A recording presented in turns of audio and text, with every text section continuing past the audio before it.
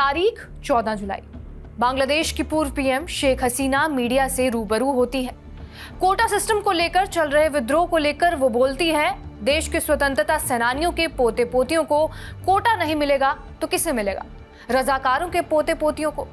बस इस एक बयान ने शेख हसीना को अपने ही देश से बेदखल कर दिया। तुई के अमी के रजाकार रजाकार छात्रों ने इसी नारे के साथ बांग्लादेश की सरकार की चूल्हे हिला दी। और वो दिन है और आज का दिन है। बांग्लादेश में ये हालात है।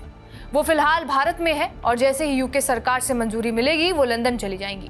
15 साल तक देश की सत्ता संभालने के बाद जिस एक शब्द ने बांग्लादेश का तख्ता पलट कर दिया वो है रजाकार। रजाकार कौन थे?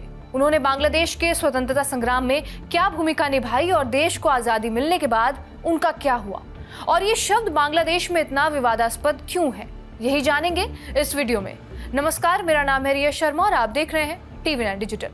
जब शेख हसीना ने ये बयान दिया और छात्रों ने नारे लगाना शुरू किया, तब हसीना ने फिर से प्रदर्शनकारियों की आलोचना दोहराते हुए नारों को दुखद बताया। शेख हसीना ने तब कहा था, उन्हें खुद को रजाकार कहने में कोई शर्म नहीं आती। वो नहीं जानते कि पाकिस्तानी कब्जे वाली सेना और रजाकार वाहिनी ने देश में किस तरह अत्याचार किया था। उन्हें अमानवीय यातनाएं और सड़कों पर पड़े शव नहीं दिखे, इसलिए उन्हें खुद को रजाकार कहने में कोई शर्म महसूस नहीं होती। शेख हसीना के इस बयान ने विद्रोह की आग को और भी ज्यादा भड़का दिया। अब रजाकारों की कहानी जान लीजिए। दरअसल जब अगस्त 1947 में अंग्रेजों ने भारत का विभाजन किया और पाकिस्तान बनाया तो पाकिस्तान में दो क्षेत्र शामिल थे, पश्चिमी पाकिस्तान और पूर्वी पाकिस्तान। पूर्वी पाकिस्तान कुल आबादी का 55% का घर था। फिर भी देश पर लगातार पश्चिमी पाकिस्तानी के नेताओं का शासन था। अगले 2 दशकों में पूर्वी पाकिस्तान में संसाधनों की कमी होने लगी और फैसले लेने के प्रभाव को लेकर भी नाराजगी बढ़ती ही जा रही थी, जिसके चलते देश 1971 तक टूटने के कगार पर पहुंच गया। साल 1971 में जब बांग्लादेश की आजादी की लड़ाई चल रही थी तो तत्कालीन पूर्वी पाकिस्तान में रजाकार नाम की एक क्रूर सेना पाकिस्तान द्वारा गठित की गई थी। रजाकार शब्द का अर्थ हिंदी में सहायक होता है। रजाकार पाकिस्तान समर्थक थे और पाकिस्तान की सेना के साथ रजाकारों ने विद्रोह को दबाने की कोशिश की। रजाकारों ने पाकिस्तानी सेना के जासूसों के तौर पर भी काम किया। इस दौरान रजाकारों ने बांग्लादेश मुक्ति युद्ध के दौरान बांग्लादेश के नागरिकों पर खूब जुल्म किए।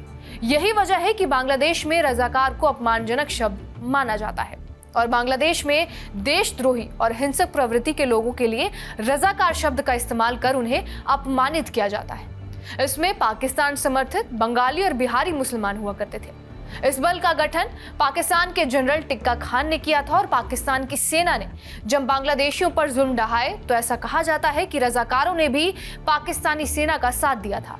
बांग्लादेश को आज़ादी मिलने के बाद रजाकारों को काफ़ी हिंसा का सामना करना पड़ा, क्योंकि उन्हें पाकिस्तानी सेना का सहयोगी होने के कारण निशाना बनाया गया था। उनमें से कुछ पाकिस्तान चले गए, लेकिन कई रजाकारों ने बांग्लादेश में ही रहने का फैसला किया। इसके बाद जब 2009 में शेख हसीना सत्ता में आई तो उनकी सरकार ने एक अंतर्राष्ट्रीय अपराध न्यायाधिकरण की स्थापना की, जिसका मकसद ये था कि 1971 के युद्ध के दौरान नरसंहार के आरोपियों की जांच की जाए और उन पर मुकदमा चलाया जाए। ये एक तरह से 1971 के नरसंहार के लोगों को न्याय दिलाने के लिए लिया गया था। जमात इस्लामी के नेता AKM यूसुफ, जिसे रजाकार फोर्स का संस्थापक भी माना जाता है, उसे साल 2013 में मानवता के खिलाफ अपराध मामले में गिरफ्तार किया गया था और साल 2014 को हिरासत में ही दिल का दौरा पड़ने से उसकी मौत हो गई। लेकिन शायद 53 साल पहले इन्हीं रजाकारों का दिया हुआ जख्म बांग्लादेश में विद्रोह की आग को अब तक बढ़ा रहा है। बहरहाल, आपका इस वीडियो पर क्या कुछ कहना है हमें कमेंट बॉक्स में जरूर बताएं। बाकी देश और दुनिया की तमाम बड़ी खबरों के लिए बने रहिए हमारे साथ TV9 डिजिटल पर।